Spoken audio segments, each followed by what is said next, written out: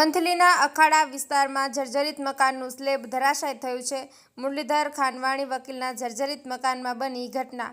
વંથલીમાં અખાડા વિસ્તારમાં રોડ પર આવેલા 3 માળનું મકાન જર્જરિત હોવાથી બપોરના સમયમાં અચાનક પ્રથમ માળનું સ્લેબ ધરાશાય થતાં ઘરવખરીને નુકસાન થયું છે.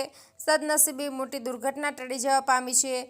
અખાડા વિસ્તારમાં રહેતા રોડ ઉપર આવેલા 3 માળનું મકાન જર્જરિત હોવાથી પ્રથમ માળનું સ્લેબ ધરાશાય થતાં મકાનમાં રહેતા 2 લોકોના સદનસીબે આબાદ બચાવ થતાં મોટી દુર્ઘટના ટળી ગઈ છે.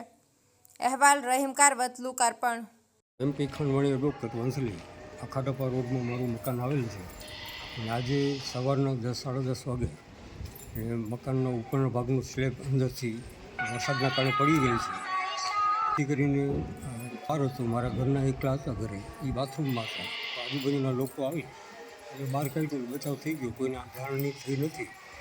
પણ નબળું હોવાના કારણે સ્લેબ પડી ગયેલું હોવાના કારણે રાતના સમયે ત્રણ જે મોહરમનું આવું ઉત્સવ હાલતું હોય, તહેવાર હાલતું હોય, રાતના જો જ્યારે નીકળે તાજિયાને બધું, તો આ વિસ્તાર આટલા કરતાં પૂરતો વાજિંત્રો ન વગાડે એવી મારી રિક્વેસ્ટ. સાહેબ, આ જર્જરિત હતું એ તમને ખબર હતી?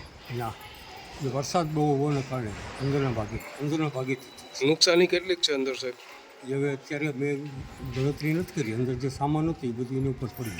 શું હતું સામાનમાં? ટીવી હતું, બીજું જે ઘર વખરીનું સામાન હતું. ઘર વખરીનો સામાન એ જ રૂમમાં હતો ને તમારા? એ રૂમમાં જ હતું.